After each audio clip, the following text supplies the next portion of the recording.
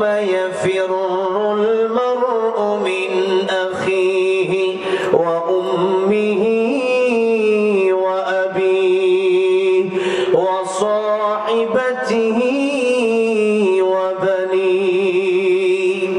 কিয়ামতের ময়দান যেদিন শুরু হয়ে যাবে,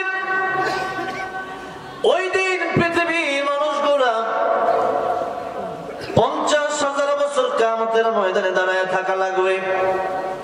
মাথার অর্ধ হাত উপরে সূর্য, আর পায়ের নিচে তামার জমিন, আটলান্টিক মহাসাগর, বঙ্গোপমহাসাগর, আরব মহাসাগর, পাহাড়গুলা, সাগর তো থাকবেই না, সব আল্লাহ তামা বানায় দেবেন, পাহাড়গুলা সমতল করে দিবেন। এমন একটা কঠিন অবস্থায় সব নবীরা পর্যন্ত নফসি নফসি বলতে থাকবে। কেবলমাত্র একজন নবী, যে নবী বলবেন উম্মতি, তিনি হলেন রাহমাতুল লিল আলামিন। আল্লাহ নিজের ব্যাপারে বলেছেন আলহামদুলিল্লাহি রাব্বিল আলামিন। আল্লাহ যত সৃষ্টি আছে সমস্ত সৃষ্টি জগতের জন্য, দুনিয়া হোক পরকাল হোক, সমস্ত দুনিয়া এবং পরকাল উভয় জায়গার জন্যই আল্লাহ রাব্বুল আলামিন তিনি হলেন রব। আর আমার নবীর ব্যাপারে আল্লাহ রাব্বুল আলামিন বললেন ওয়া মা আরসালনাকা ইল্লা রাহমাতাল লিল আলামিন। রাহমাতুল লিল আলামিন নবী কোরআনে প্রমাণ, আশিক বিনে কে বুঝিবে আমার দয়ার নবীর শান, উম্মত বিনে কে বুঝিবে আমার দয়ার নবীর শান। খারাপ লাগতেছে? একটু মাঝে মাঝে নবীর প্রেম বলা যাবে না আমার সাথে? একটু জবানটা ছেড়ে দিয়ে বলেন না, রাহমাতুল লিল আলামিন নবী, রাহমাতুল লিল কোরআনে প্রমাণ, আশিক বিনে কে বুঝিবে আমার দয়ার নবীর শান। বলেন, আশিক বিনে কে বুঝিবে নবী আমার মদিনারে বলবো,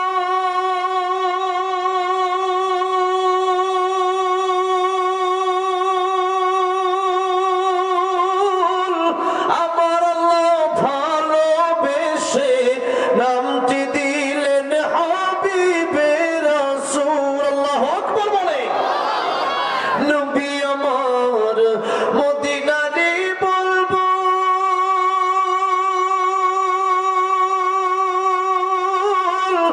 আমার আল্লাহ ভালোবেসে নামটি দিলেন হাবিবে রাসূল। ওই নবীকে ভুল বুঝিলে, ওই নবীকে ভুল বুঝিলে থাকবে না ঈমান, আশিক বিনে কে বুঝিবে আমার দয়ার নবীর শান। বলে না, আশিক বিনে কে বুঝিবে রাহমাতুল লিল আলামিন নবী, রাহমাতুল লিল কোরআনে প্রমাণ, আশিক বিনে কে বুঝিবে আমার দয়ার নবীর শান, উম্মত বিনে কে বুঝিবে আমার দয়ার নবীর শান। আমার ভাইরা, আমার মুরব্বী ওয়াজরা বলতেছিলাম, কিয়ামতের ময়দান যে এত ভয়াবহ হবে, সমস্ত নবীরা নফসি নফসি বলবে, একজন নবী বলবেন শুধু উম্মতি উম্মতি, কারণ তিনি দুনিয়ার জন্য শুধু রহমত নয়। আমার আল্লাহ বলেছেন আলহামদুলিল্লাহি রাব্বিল আলামিন, এই জগতের জন্য আমি আল্লাহ যেমন রব, পরকালের জন্য আমি আল্লাহ তেমন রব। আর আমার নবী এই জগতের জন্য যেমন রহমত, আর পরকালের জন্য তেমন রহমত। রব্বিল আলামিন আলামিন, রাহমাতুল লিল আলামিন, একই শব্দ আল্লাহ রাব্বুল আলামিন ব্যবহার করেছেন। আল্লাহর ক্ষেত্রেও নবীর ক্ষেত্রেও আল্লাহ একটা শব্দ ব্যবহার করলেন, যে যে জায়গার জন্য আমি আল্লাহ রব, সেই সেই জায়গার জন্য আমার নবী রহমত। কারণ কিয়ামতের ময়দানে আমার নবীর উসিলার প্রয়োজন আছে না নাই? নবীর সুপারিশের দরকার আছে না নাই? এই জন্য ভাইরা বাবাজিরা, নবীর সুপারিশের যদি প্রয়োজন থাকে, আমার নবীর আদর্শ জীবনে বাস্তবায়ন করেন, আমার নবীর কথাগুলো জীবনে মেনে চলেন, আমার নবীকে আদর্শ মানেন। গায়ক গায়িকা আমাদের আদর্শ হতে পারে না, নায়ক নায়িকা আমাদের আদর্শ হতে পারে না, খ্রিস্টান খেলোয়াড়গুলো আমাদের আদর্শ হতে পারে না। আমাদের আদর্শ বিশ্ব নবী রাহমাতুল লিল আলামিন, তিনি আমাদের আদর্শ, যার চরিত্রের সার্টিফিকেট স্বয়ং আল্লাহ রাব্বুল আলামিন নিজে দিলেন। ওয়া ইন্নাকা লাআলা খুলুকিন আযীম।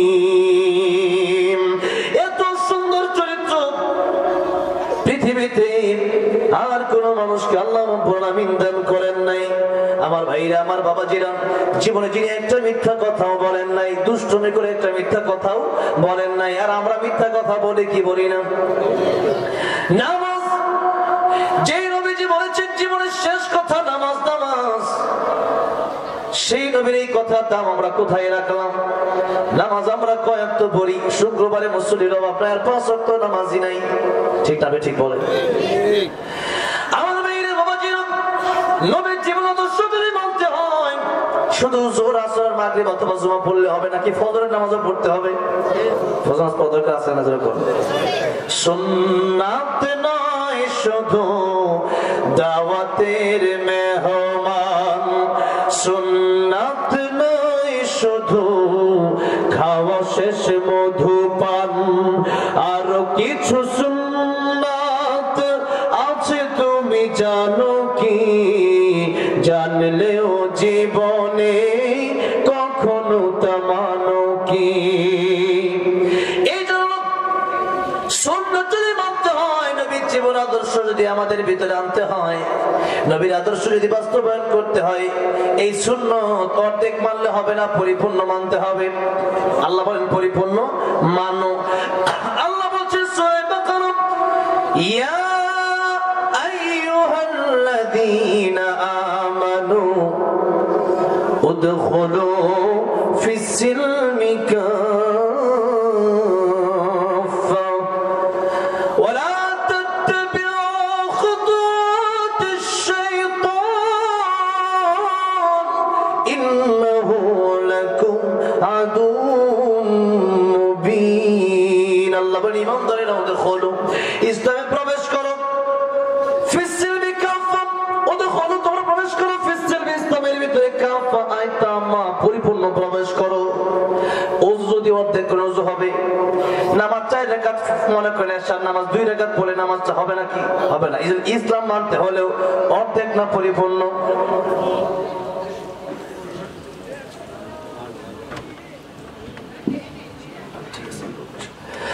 আমার ভাইরা, আমার বাবাজিরা, এই জন্য ইসলাম যদি মানতে হয়, এই কথা মনে রাখতে হবে, আমার নবী যেভাবে বলেছেন ওইভাবে আমাকে চলতে হবে। কিছু মানলাম কিছু মানলাম না তা হবে না। আমার ভাইরা, আমার বাবাজিরা, বলতেছিলাম কিয়ামতের ময়দানে আমার নবী ছাড়া সবাই বলবেন নাফসি নাফসি, আমাকে বাঁচাও, আমার কি উপায় হবে? আজকে আমার কি উপায় হবে?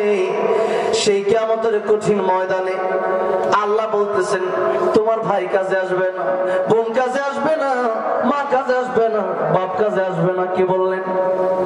ইয়াউমা ইয়াফিরুল মারউ মিন আখি ওয়া উম্মিহি ওয়া আবি। কার কথা এগুলো? আল্লাহর কথা। সূরা ইয়াবাসে আল্লাহ বলেন মা কাজে আসবে না, ভাই কাজে আসবে না, বোন কাজে আসবে না, বন্ধুদের কাজে আসবে না। মা বলবে আমার কোনো সন্তান নাই, কাউরে আমি চিনি না। সেই বিপদের দিনে মানুষের হক যারা মেরে খায় তাদের কিন্তু নিস্তার হবে না। মানুষের হক যদি কেউ মেরে খায় তাহলে তার নেক আমল তার অনিচ্ছা সত্ত্বেও তারা দিয়ে দেওয়া লাগবে। আর মানুষের হক খাওয়ার মধ্যে একটা হলো এই দুনিয়ার মানুষের টাকা পয়সা জমি জমা আত্মসাৎ করা, বোনের হক খাওয়া, ভাইয়ের হক নিয়ে নেওয়া, ইতিমের হক খাওয়া, মিসকিনের হক নিয়ে নেওয়া, যাকাতের টাকা খেয়ে মানে নিজের ব্যাংকে রেখে দেওয়া, এইগুলো হচ্ছে মানুষের হক খাওয়া। আরেকটা কথা আছে, মানুষের ইজ্জত নষ্ট করা। এটার ব্যাপারে নবী বললেন, গীবত যদি করো তোমাদের দুইটা ক্ষতি হবে, এটাও মানুষের হক নষ্ট করা। কিয়ামতের ময়দানে মা বাপ কাছে আসবে না, যে মা বাপের ব্যাপারে আল্লাহ এত কথা বললেন।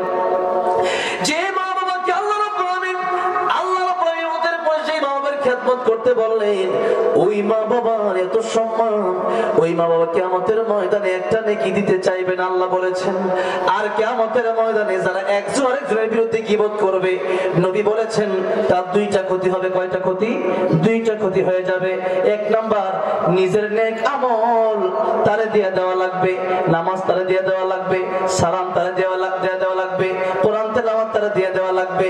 আর তার গুনাহ তাকে নিয়ে আসে, ব্যক্তি গীবত করলো তাকে নিয়ে তাকে জাহান্নামে পৌঁছায়, তাকে জাহান্নামে যেতে হবে, তাকে জাহান্নামে পৌঁছায় দেওয়া হবে। আমার ভাইরা, আমার বাবাজিরা, এই জন্য গীবত যদি করেন তাহলে আপনি বড় ক্ষতিগ্রস্ত হয়ে যাবেন। এই জন্য আমার ভাইরা, আমার বাবাজিরা, গীবত যদি করেন এটা আপনার জন্য অত্যন্ত ক্ষতিকর, কিয়ামতের ময়দানে জাহান্নামে যাওয়ার কারণ। আর জিকির যদি করেন তাহলে জিকিরটা আপনার জান্নাতে যাওয়ার কারণ হয়ে যাবে। আমার ভাইরা, আমার বাবাজিরা, এবার আসেন জিকির শব্দের কয়েকটা ব্যাখ্যা আমি বলে আলোচনা আমি শেষ করব। জিকির শব্দের 5টা প্রধানত ব্যাখ্যা লিখেছেন তাফসীরে কাবীরে ইমাম ফখরুদ্দিন রাজি রাহমাতুল্লাহ আলাইহি। কয়টা? কয়টা? 5টা। এক নম্বরে, আর এই সবগুলো আল্লাহ নিজেই বর্ণনা দিচ্ছেন। আল্লাহ বলছেন, ইন্না নাহনু নাযালনা যিকরা ওয়া ইন্না লাহু লাহাফিযুন। আল্লাহ বলছেন যে আমি জিকির নাযিল করেছি আর এই জিকিরের হেফাজত আমি আল্লাহ করব। কিন্তু এই তরজমাটা এভাবে লেখা হয় নাই। এই তরজমাটা লেখা হয়েছে কিভাবে? আপনি তাফসীরে কাবীর খোলেন, তাফসীরে মাআরিফুল কোরআন খোলেন, তাফসীর ইবনে কাসির খোলেন, তাফসীরে কুরতুবী খোলেন, তাফসীরে মাযহারি খোলেন, যে তাফসীরে আপনি খুলবেন, তাফসীর করে দেখবেন যে এটাই লেখা যে আমি আল্লাহ কোরআন নাযিল করেছি আর কোরআনের হেফাজত করবেন কে? কোরআনের হেফাজত করবেন কে? আল্লাহ। কারণ পৃথিবীর অসংখ্য অগণিত গ্রন্থ রয়েছে, কিন্তু কোন গ্রন্থের হাফেজ নাই। একটা মাত্র গ্রন্থ, সেটা হচ্ছে কোরআন শরীফ। এই কোরআন শরীফের হাফেজ পৃথিবীতে আছে না নাই? কম না বেশি? এই জন্য নকুল কুমার বিশ্বাস হিন্দু হয়ে একটা গান লিখছে। কি গান বলবো? হিন্দু হয়ে কোরআন নিয়ে লিখছে, যদি আগুনে লেগে ধ্বংস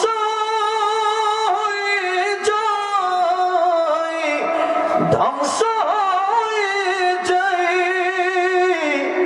যদি আগুনে লেগে ধ্বংস হয় পৃথিবীর সব বইয়ের দোকান, বিশ্ব থেকে হারাবে না পবিত্র কোরআন, বিশ্ব থেকে হারাবে না পবিত্র কোরআন।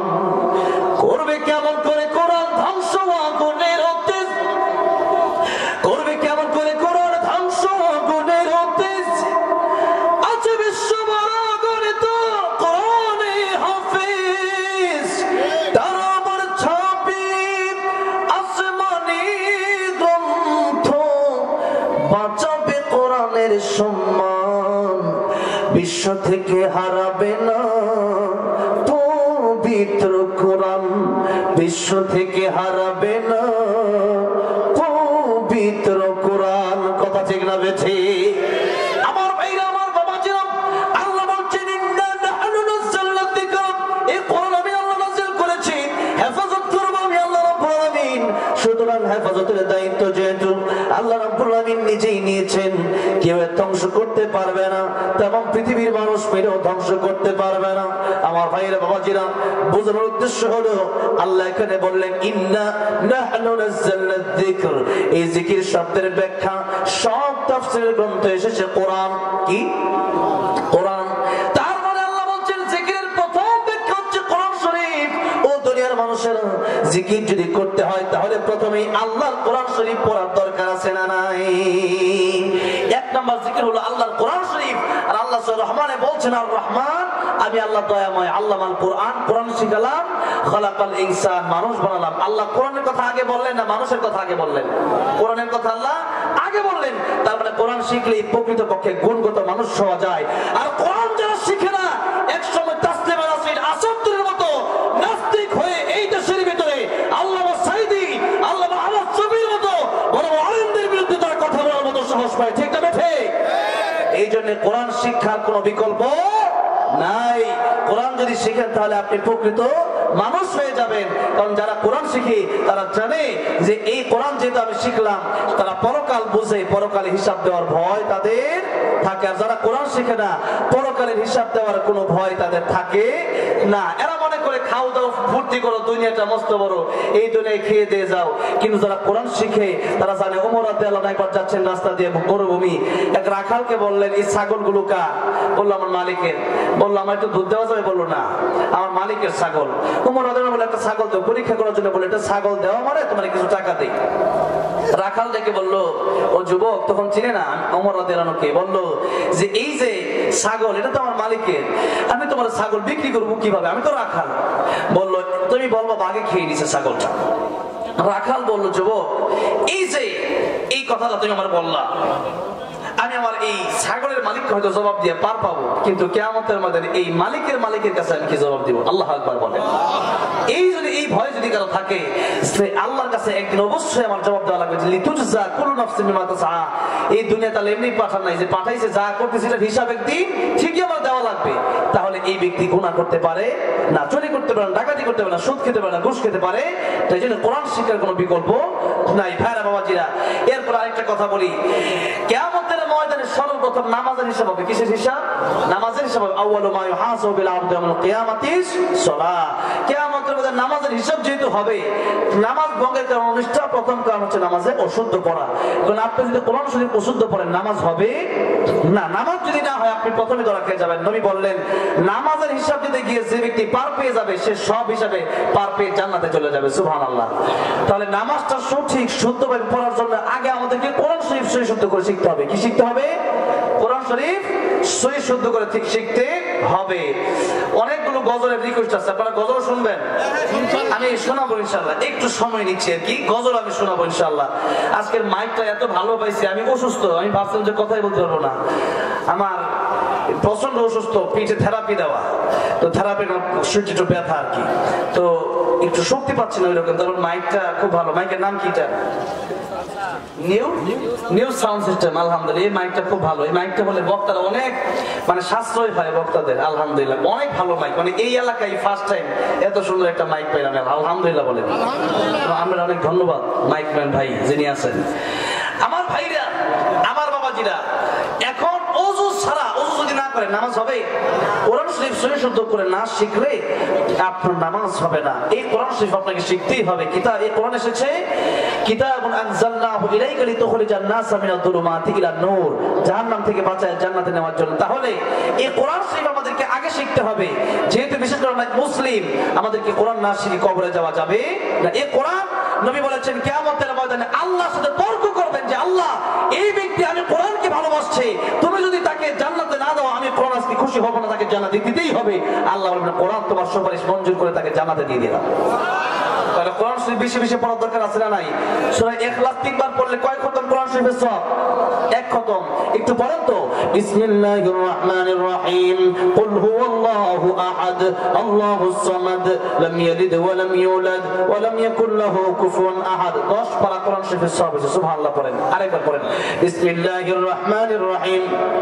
কুল হুয়াল্লাহু আহাদ আল্লাহুস সামাদ লাম ইয়ালিদ ওয়া লাম ইউলাদ ওয়া লাম ইয়াকুল লাহু কুফুয়ান আহাদ। 20 পারা। আরেকবার পড়েন। বিসমিল্লাহির রহমানির রহিম। কুল হুয়াল্লাহু আহাদ আল্লাহুস সামাদ লাম ইয়ালিদ ওয়া লাম ইউলাদ ওয়া লাম ইয়াকুল লাহু কুফুয়ান আহাদ। এখানে যারা আসছেন আজকে 1 খতম করে কোরআন শরীফ সব বাড়িতে নিয়ে যাবেন। আলহামদুলিল্লাহ বলেন। লাভ হইছে না ক্ষতি হইছে? অনেক বড় লাভ হইছে। সূরা তাকাসুর পড়বেন, কমপক্ষে 1000 আয়াত পড়লে যে সব আল্লাহ সেই সব আমলনামায় দিয়ে দিবেন। আমার ভাইরা বাবাজিরা, এছাড়াও কোরআন শরীফের যে কোনো আয়াত থেকে আপনি তেলাওয়াত করবেন, কমপক্ষে প্রত্যেকটা হরফে কমপক্ষে কয়টা করে নাকি? 10টা করে নাকি আল্লাহ দিয়ে দিবেন। তাহলে কোরআন শরীফ হলো বেশি বেশি আমাদের তেলাওয়াত করতে হবে। 1 নাম্বার। 2 নম্বরে এই জিকির শব্দের অর্থ এসেছে কোরআন শরীফে। আল্লাহ বলেছেন ফাযাক্কির বিল কুরআনি মান ইয়াখাফু ওয়াঈদ। এখানে যাকির শব্দ এসেছে, জিকির শব্দ এসেছে। এই জিকির শব্দের অর্থ হচ্ছে উপদেশ। কোরআন থেকে, কোরআনে অনেক উপদেশ আছে না নাই?